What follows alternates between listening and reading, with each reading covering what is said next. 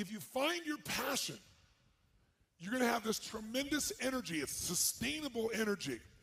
But momentum requires you always do the next thing to keep the momentum going.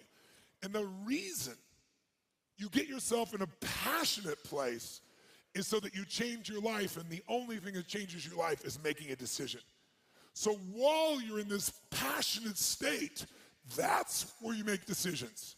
You don't make decisions when you're like, oh, I don't know, what do you think? All right, let's decide. If you make a decision in a state without momentum, if you make a decision from a place where there's no passion, you are not going to get momentum. It'll kill momentum. It's decide, commit, and resolve. Some of you, in the past, you've gotten momentum, you've gotten passionate, you've even made a decision, but a decision is the first step. Decision is like a war. I got to do this or that. All right, I'm going to make myself do this. But commitment is when you now, after you've decided, you commit to do this for the long term. Whether it's hard or easy, doesn't matter. You're doing this. It takes it from this moment and it carries it into the future even when things are difficult. And the third state is resolve. Resolve means it's done. It's like, it doesn't even if you took action, it's done inside you, so it's done out there. There's no question whatsoever. Then once you decide, the only way the commitment and the energy and the momentum continues is if you take immediate, massive what, my friends? Massive what? Write down in your notes, massive action is the cure-all. Massive action is the cure-all. If you're having a difficult time with something, your relationship isn't where you want it to be, your finances are not where you want to be, your body's not where you want to be, your business is not where you want to be, you need to take massive action. And if that doesn't work, try something else. If that doesn't work, try something else. Keep going with massive action and you will find the way because it will give you momentum. If you want to grow a business, I can teach you a million strategies that will change you overnight. And if I get you to use a strategy and grow your business 30% like that, you are going to get so excited that your story about your business will change, won't it? You're like, I can rip this open. I'm going to make this thing 100% more profitable. That's why 80% of those people, I can grow them 30 to 130%. Because once I get them to momentum, people's story changes. And when their story changes, the third and most important thing changes, their state. Because that's what really changes it all.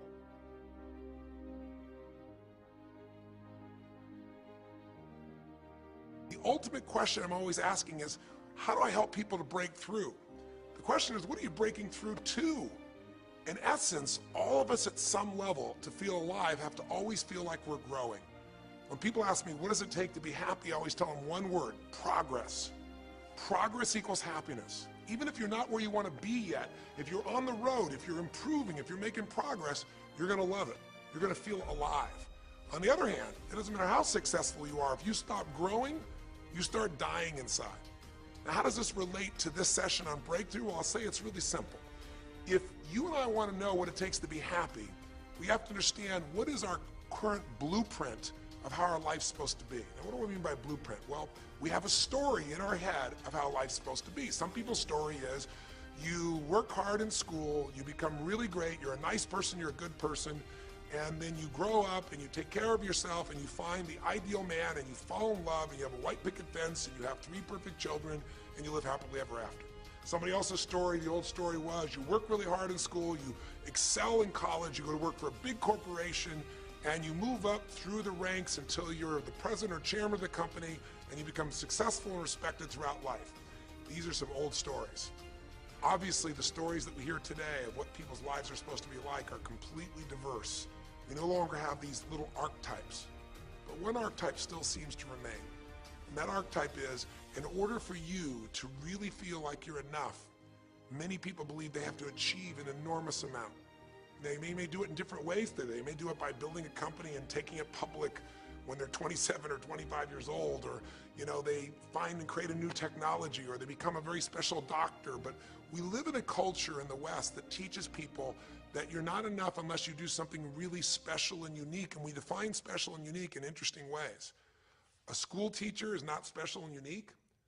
A mother who stays home with her children day and night, sculpting their minds, their bodies, their souls, and their future is not special. We live in a world today where we treat teachers like they're nobody and pay them accordingly, and we wonder why our children seem to have challenges in learning and growing or being engaged in school. We spend thousands of dollars on some item like a computer, but what we look at overall, we invest in for the teacher and for that person who's the personal connection with them is so small. We live in a society where many women look down and say, well, you're just a housewife, you're just a mother. See, some of the pain we have in our society is not because there's one right or one wrong approach, but because we try to make everybody fit into some particular approach to life. Here's what's going to make you happy or make you unhappy in life. It's real simple. Let's do a quick test. If you're in a situation right now where you look at your life, I know there's an area of your life that you probably feel pretty darn good about. Even if you're not happy with your finances, I bet you feel damn good close to your kids. Or if you're not close to your kids, maybe you don't have any kids, maybe you feel really good about your career. If you're doing not so good in your career, maybe you got a really great body that you've trimmed down or strengthened up, or you really shaped yourself the way you want, muscularly, or in the way you look. Or if that's not happening, maybe you feel a really special connection with God, or really close to your mother or father or your family, whatever. Almost everybody has an area of their life they feel really good about if they're honest and if they're fair to themselves. What's an area of your life you really feel happy about? I want you to think about it for a moment, truthfully. What's an area in your life today that if you wanted to be happy about it, you really could feel proud about it? You could feel like it's an area you're doing darn well in. And if you're really hard on yourself, there's still an area. What's an area? I want you to think of it right now. And I want you to think of that area, whether it's your body or your finances or your career or your intimate relationship or your relationship with your kids or your relationship with your creator, whatever it is. I want you to think about, why are you happy with that area of your life right now today? Why are you happy with that area of your life right now today? Really think about it. If you were in a seminar with me, I'd have you write this down. And if you can put me on hold here for a second, because I'd like to reveal to you what the formula is for happiness. And if I say there's a formula for happiness and here's what it is, you're going to go, yeah, sure, that's what he says. But if you put down the answer and we can see the formula is real without me telling you what it is, you get to look at your own life and say it matches. You're going to know this is right. So you could stop this right now if you want, put me on hold, and just write down what's an area of your life you're really, really happy about, you're really pleased with, or you could be if you wanted to focus on it. And why are you happy with that part of your life right now? Even if you're not happy with everything, what's the area you're happy with and why? Put me on hold right now, or if you're not going to do that, just think for a moment. Why? Specifically, be real. Why? Now, when I ask this, if you turn me back on now, if I ask this of an audience, I'll have people write this down for a few minutes, and I'll call on people, and I'll say, share with the person next to you first. What are you happy about, and why are you happy in that area? And be specific. And after they share, I'll have people stand up. I'll call on a variety of people, and I say, ma'am, tell me, what are you happy about? And she'll say, well, honestly, I'm really happy with my body. She goes, I never thought I'd say that, but I used to be so unhappy with it, and I did some things, I pushed myself through, and now I exercise regularly, and I'm not perfect, but I feel fit, I feel strong, I feel energetic, and that's really, it just feels good to me. Now, I say to everybody, I'm now going to show you what the formula for happiness is, and it's real simple. I want to reveal it to you so you don't ever forget it. Whenever you're happy with an area of your life, it's because right now, your current life experience, I call it your LC, your life conditions, the conditions of your life conditions in that area match or are equal to your blueprint, your story, your belief about how life should be in that area. So this woman says to me, I'm really happy with my body because it's not perfect. Her blueprint is I don't need to be perfect, but it's so much better than it was. I'm fit and I'm strong and I have this energy. Her mental blueprint says I should be fit, strong, and have energy. I don't need to be perfect, but I should be that way. Well, when my life, my body matches how I think it should be, I feel good about my life. I'll ask somebody else. I'll say, tell me an area you're happy with. Someone else will say, well, I'm really happy with my career. And why? Well, I'm doing better than I even thought I would be. I'm ahead of the schedule of where I hoped I'd be at this stage. I'm working at this level in this company, and I have these skills and this ability, and it's even better than I thought. Well, once again, listen, this person's happy with this area of their life because their current life conditions in the area called their career are even better than they expected they would be, better than their blueprint, better than their belief of how it should be. If it's really better, you tend to be over the moon. One woman would say, you know, I gotta tell you, I said, I'm the happiest I've ever been in my whole life. How come? She goes, because I have this man in my life and I'm in love with him and he loves me and I can be myself with him.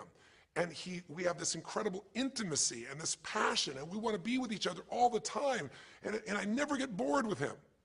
Well, what's her blueprint? You want to be with somebody that you can have total intimacy with, somebody who you love and loves you. Those are part of her rules, her beliefs of how it should be. She said, you know, it needs to be, I never want to be with anybody else. I want to be with them every moment. Her blueprint about how life should be and the way she lives, her relationship's even better than she hoped. When it's better than you hope, you're going to be totally excited. So think about this then. What's an area you're not happy with? Let's see if we can find the formula for unhappiness. If the formula for happiness is to be able to meet your expectations or exceed them, that really makes you excited, but to be happy, you gotta at least meet it. It doesn't have to be perfect, but if you generally are meeting what you expect you want from your life in that area, you feel good. Life conditions match blueprint, feel good. So what makes you feel bad? What creates pain, stress, frustration? Real easy way to figure it out. Answer this question. What's an area of your life you're not happy with? I mean, be honest with yourself. And even if your life is great in all kinds of ways, I'm sure there's an area you'd like to improve. Anybody who's honest, if they're doing great in their career, very often they don't take care of their body so much. If they're really focused on their body, you know, very often they find themselves in a position where they're not spending enough time with their kids. Or if they're spending time with their kids, their intimate relationship's not doing so well. Because it's the nature of human beings to focus on areas they feel comfortable with and strong in and give those time. And the areas they don't feel so strong and they go, I don't have time for it. What they're really saying is, I don't feel very competent in that area. So what's an area of your life that you are not as happy with? I mean, it's healthy, honestly, to look at areas and say, I don't like it, I want more. This whole concept of a breakthrough is about how do I close the gap between where I am right now and where I want to be. That's what we're here to do. It's like, here's where I want to be, here's where I am. It's healthy to see there's a gap. That makes me have this hunger, this drive to grow, to feel alive, to expand as a human being. So is it your body? Is it your finances? Is it your career? Is it your spiritual life or lack thereof in terms of feeling connected in that area? Is it your kids? Right? What's the area? What's the area that's not where you want it to be? And then answer for a moment, why aren't you happy with that area of your life right now? Why specifically today are you not happy with that area of your life at this stage of your time of your life? Again, you can stop this and write it down. Might be useful for you. Or if you're going to keep it running, stop it and you'll turn it right back on and I'll kick into it. Do that now. Or if you kept it running, then just I'll give you what happens. I have people write this down and they don't like this exercise so much. Well, I don't like my body, or I don't like my finances, I don't like my career, I don't like the person I'm in a relationship with, I don't like myself the way I'm in relationships. Why? And they write it all down. Have people share back and forth. I call on people and the lesson's pretty clear. I tell people in advance, here's the formula for unhappiness. I'll show you before you do anything else. When your life conditions, the way you're living your life today, does not match, it doesn't equal your blueprint, your story of how it's supposed to be, then you're going to have disappointment, frustration, or pain. If your life is way different than the way you think it's supposed to be, you can have enormous pain. If it's a little different, you might feel stressed. Make sense? So people stand up and they say, tell me, you know, what's the area you're not happy with? The person says, well, you know, I'm really not happy with my finances. And I go, why? And they say, because I'm doing worse now than I was 5 years ago. I made mistakes in the market, and at this stage of my life, I should have this much money, and I don't have it, and I don't know how to change it, and it's making me crazy. And why are they crazy? You say, well, because they don't have their economic needs met. No, you can not have your economic needs met, and you can still be okay. But when you have an idea, this is what my need is, and I did the wrong thing, my life doesn't match how I'm supposed to be, that's when people get a little crazy. See, think about it. If you grew up taking care of folding your own clothes, making your own meals, going to the store, doing the grocery shopping, cleaning the bedroom, cleaning the house, vacuuming, taking out the trash, and you did that your whole life, then if you have to do that later on, you don't feel like you have economic pain because you don't have a maid.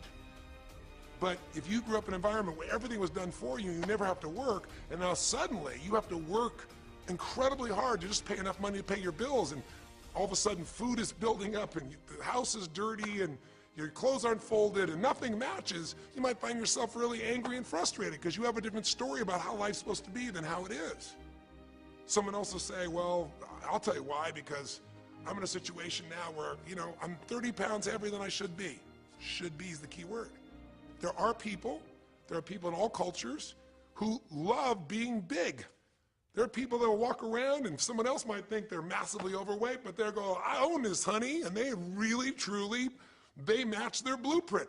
Big is beautiful, because their idea is big is beautiful. I'm big, that's beautiful, matches my blueprint. Rock and roll, I'm happy as can be. Somebody else can look like a twig and be stressed out saying, I hate my body. Because their blueprint says I should be the skinniest thing on earth, and I'm not skinny enough. Am I making sense? When your life conditions don't match your blueprint, you're going to have pain. But here's when you suffer. When I ask people, who here has been through the dark night of the soul? Who's been here in a situation where you feel like life isn't worth living, or we feel like a pain that just will never go away? And a lot of people write down those experiences, like Joaquin. So you'll begin to understand what the issue is I'm talking about here. Joaquin, if you recall, was in a situation where this man felt like there was no reason to live. He couldn't work, he couldn't do anything, his life was worthless. Why did he think that? Because he had a blueprint. And his blueprint said, I need to be an NBA basketball player, at least a professional basketball player. I need to be able to make money and have this great lifestyle, because that's what makes me worthwhile as a human being. That's what makes my family respect me, my mother, my uncles, my aunts. I'm the successful one in the family, and I make the money. I support everybody. He's a good man. He didn't come just to be successful. He took care of his mother, his family. He tried to be an inspiration for people. Joaquin Hawkins is a man who was always going out on his free time and training kids and showing them the pathway to freedom, how they could play basketball and get free like he did and get out of the inner city. So this man was not a selfish man, but he knew this is the way to be worthwhile. This is the way to be able to give to people. This is the way to take care of your family. And all of a sudden, one night, what happened? That way was taken from him. He has a stroke. And in the middle of the night, his life conditions make it impossible to be who he has to be, or he feels like he's worthless. You get it? We have an identity. We have a story of how we're supposed to be. And if life somehow gets in the way of that story, we feel pain. But if we feel we have no control, that's when we go into suffering. See, it's one thing to say my life doesn't match my blueprint, I got to lose weight. That might stress you out. Or my life doesn't match my blueprint, I'm not in a relationship, I got to get in one. That might motivate you even. You might not like it, but you're going to find a way to get in one. Or my career doesn't match how I should be, you could change it. But when you start believing that your life doesn't match your blueprint and you have no control to change it, you're helpless, that's when people suffer. And so this week, for your breakthrough, it's a chance for you to start to take a look at your blueprint anywhere you're really having pain. Hey, look, if you're doing great in some area of your life, celebrate it, of course, and I'm sure there are many areas you are. But life is really a series of growth spurts. I mean, two things in life make you feel alive: growing and giving. And what's really wonderful about this man, Joaquin, is he was constantly growing, trying to get better, trying to be a better teammate, a better basketball player. Think about it. When he didn't make the teams and he didn't make the NBA, he didn't give up. He worked even harder. The guy was always striving to become something. And he became it, and he achieved it, and then life took it from him. Isn't that the common denominator with so many of the people in the stories of this 6-part series that you saw, these 6 specials? I mean, Frank and Kristen had a blueprint of what life was supposed to be about. We're supposed to get married and have children, and we're going to have our own business. And all of a sudden, life doesn't match the blueprint. And suddenly, there's depression. Because in their case, they said there's nothing we could do. But they were wrong. They were wrong because they discovered, and Frank discovered, I can make a difference in my life. The chair, even though I didn't create this and didn't ask for it, this chair does not define me. I can become more than I was before. I can have the impact with my wife. I can have children. We had to change his blueprint because we couldn't change all the conditions of his life. Does that make sense? I couldn't get him to physically walk again. Maybe someday he will, but we can't count on that. What we got to count on is that he can be fulfilled by seeing he isn't helpless. And I did that through a series of experiences that violated what he thought he couldn't do. The same thing was true with almost every one of the people we worked with at some level. And in Joaquin's example, it was also true. Joaquin said, well, I can't ever have this quality of life again because I'm not a professional basketball player. And he was locked into that mindset, and all of us get locked at times. But to his credit, to a system of steps, we were able to break him out of that. We were get him to see that he isn't helpless. Because here's your choice. Watch this now. If you're suffering, if you're in pain, your life doesn't match how you think it should be, and you think you're helpless to change it, now you have only three choices. Choice one, blame something. And that's what Joaquin did, if you recall.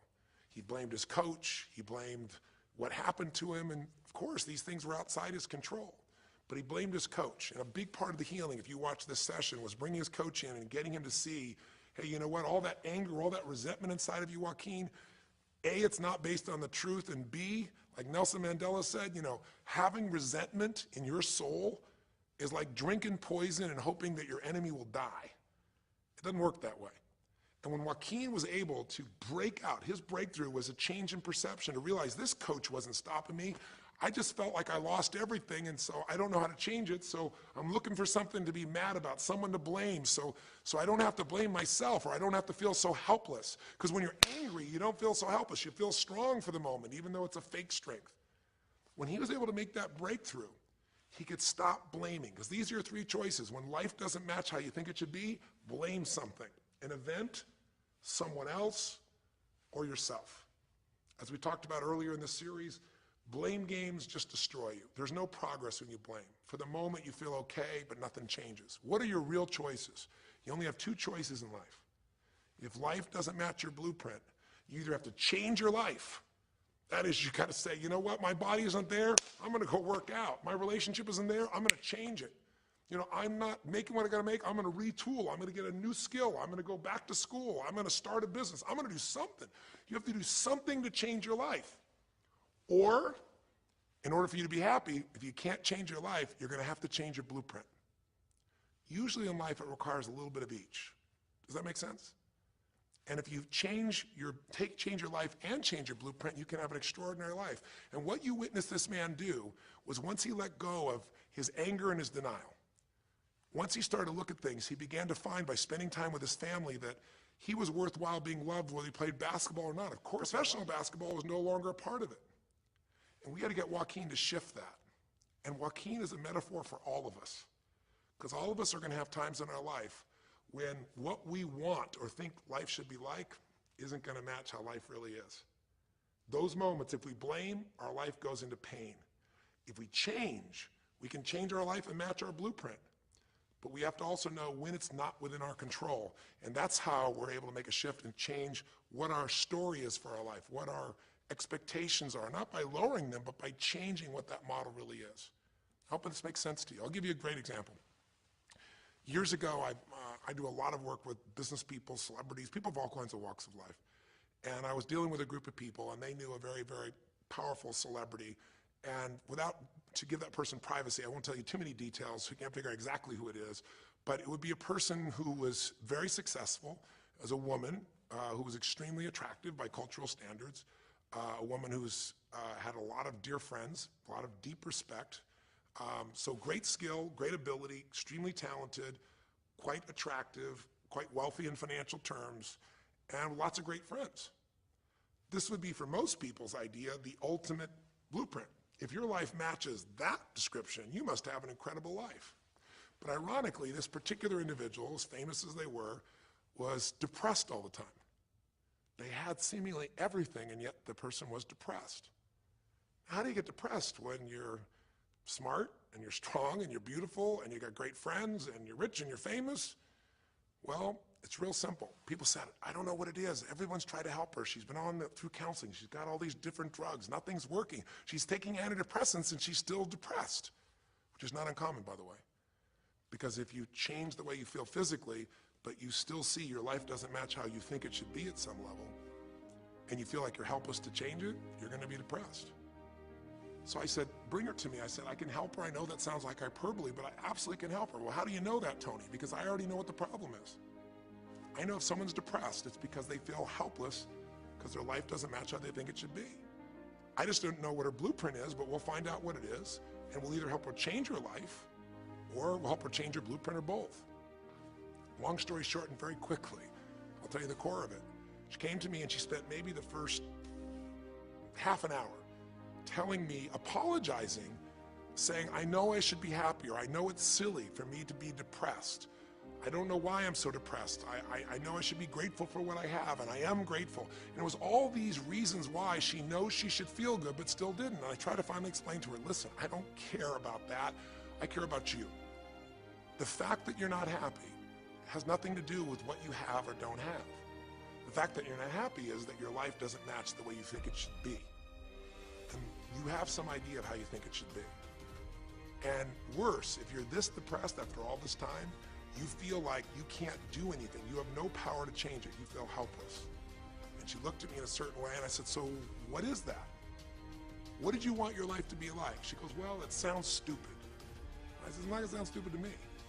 She said, well, I don't know. I just always, since I was a little girl, dreamed that I would be married, and I would have 3 basically perfect children, and they would love me totally, and I loved my husband, he loved me, and I said, okay, so how's that working for you so far? And she said, well, I think you know, she's a pretty famous person.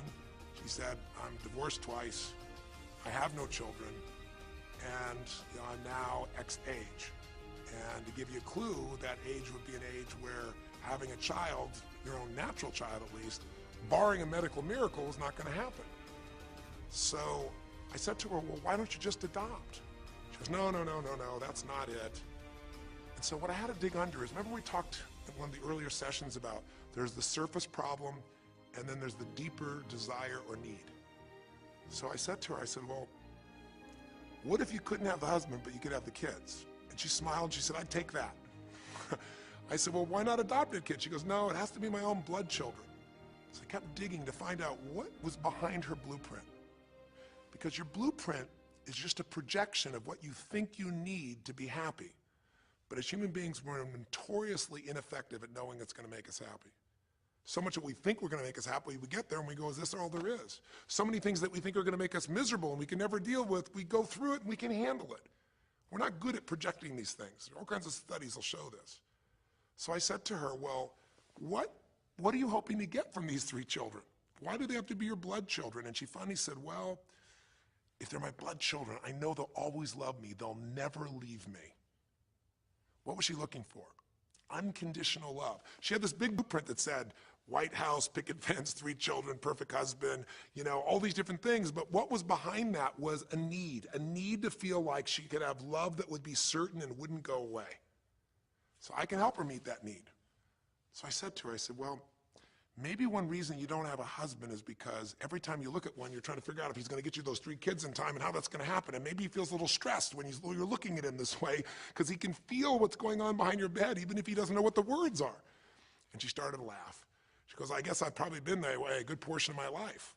And she goes, people wonder, why I'm so uptight. I said, you're uptight because you felt like you're running out of time trying to meet some picture. But I said, all you really want is love.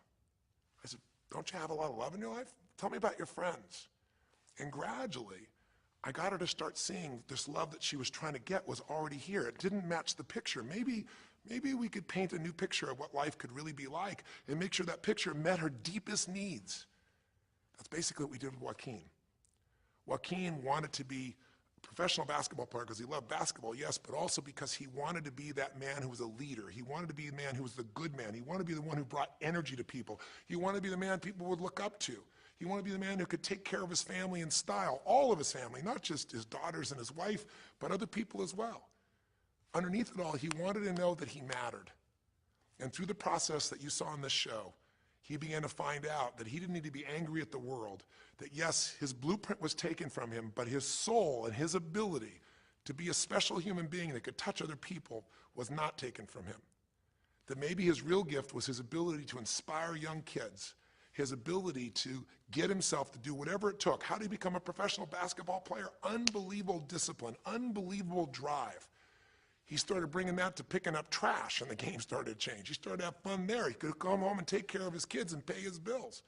That doesn't solve everything, but it gives him a way to suddenly regain himself. When he sat around with all of his family, and you saw part of those scenes, and if you watch the little areas of browsing this week, you'll see some more scenes from his family where you see him beginning to realize they love me whether I'm rich or poor. They love me whether I'm a professional basketball player or not. They love me. That's what he was really after. And when he got that, it allowed him to let go and say, I can do other things. That doesn't mean he won't have challenges. We're all going to have challenges in our life. It doesn't mean that at times he won't wish he's doing more, but he's no longer stuck. He's broken through because he now knows I have control. I can change my life or I can change my blueprint. And when I do, I can fulfill it. I can start to feel that aliveness. Now here's the trap. What do you think happens once you fulfill your blueprint regularly? Once you figure out how to do what you always dreamed of. You always dreamed to live a certain way, and now you're living that way, living that way, living that way every day. Well, the human nervous system, the human spirit needs to grow. So pretty soon you'll get bored with that, and you'll come up with a new blueprint.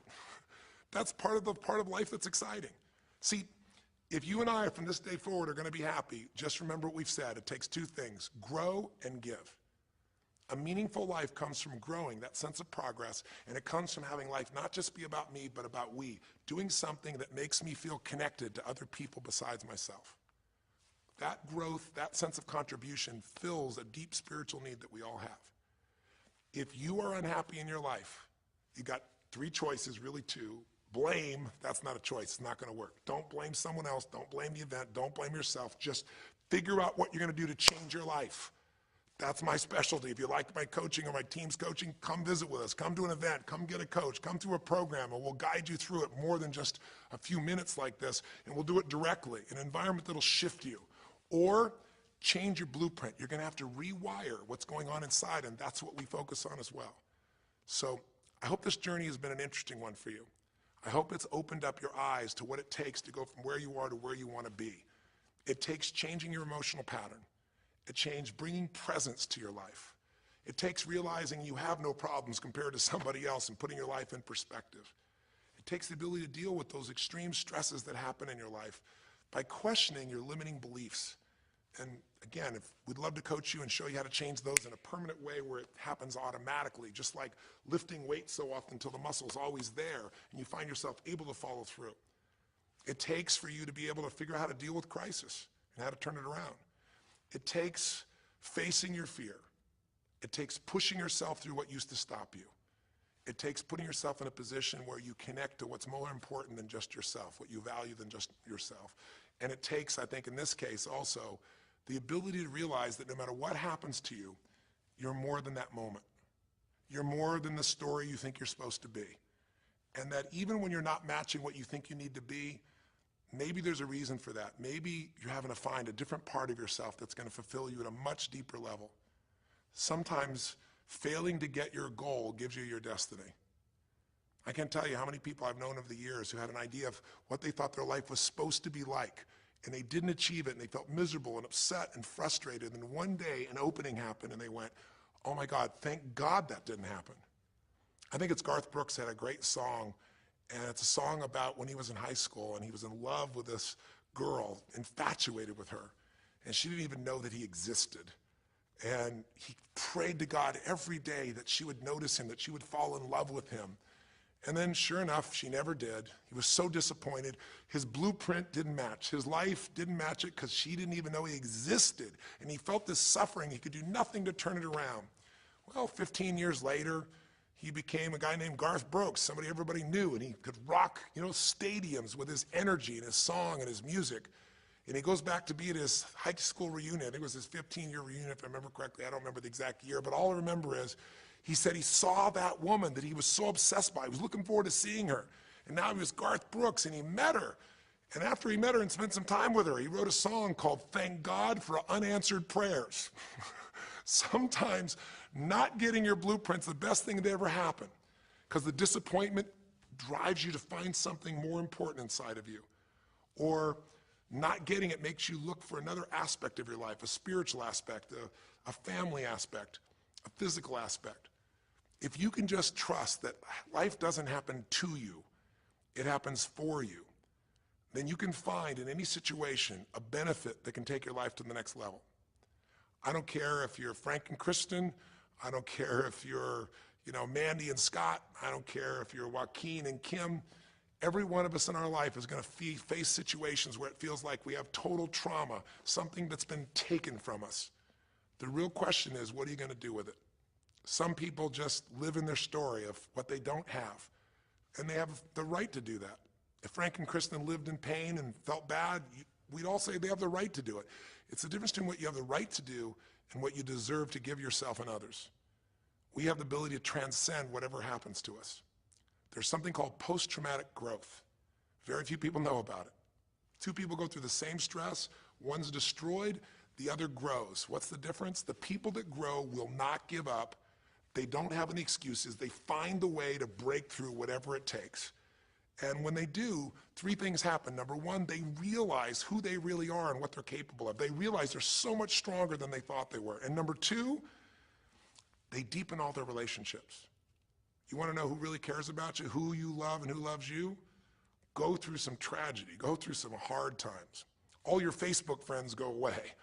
Your real friends, your real family shows up for you, and you show up for them, and it deepens your relationships. And the third thing happens, if you can push yourself through and break through whatever challenges life gives you, is each time you have a breakthrough, you get stronger. And it almost like builds a psychological immunity in you, where suddenly, all of a sudden, it's like stuff happens, you know stuff's gonna happen, and you're not scared of it anymore. Because after you've been through a stroke, after you've been through, losing the use of some of your body, your senses, after you lose a family member, and you break through to that, you get to the other side, it's like, give me your best shot, life. It's almost like there's this psychological immunity that says, I'm ready for whatever life will give me. I don't want challenges, but if they're here, I know I can handle them. That strength of spirit is what creates a sense of freedom and joy in life. And that strength of spirit basically comes from living a life where you are constantly and never-ending thinking a way to improve yourself and to help others. That's my mission, and if we can serve you again in the future, I hope you'll check us out. There's